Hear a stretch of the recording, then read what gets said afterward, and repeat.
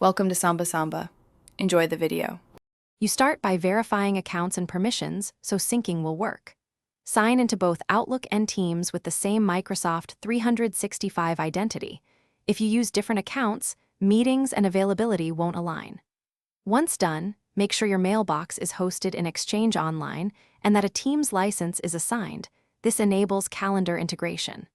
Also check Admin Center settings for calendar sharing and app permissions. Without those enabled, Teams can't read or write calendar items. Now enable the actual integrations so appointments flow both ways.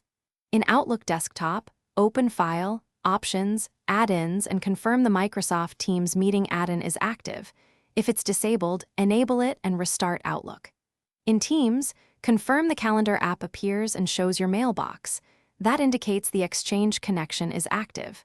If you use shared or delegated mailboxes, verify auto mapping or grant full access so Teams can display and modify those calendars. Finish by testing and resolving common issues so syncing is reliable. Create a test meeting in Outlook with a Teams meeting link and then open Teams to confirm the event and join button appear. This proves end-to-end sync. If the meeting doesn't show, clear Teams and Outlook caches, remove and re-add the account, or reinstall the Teams add-in. Also check Exchange Web Services, Auto Discovery, and Conditional Access policies. These often block calendar visibility. Fix those and retest.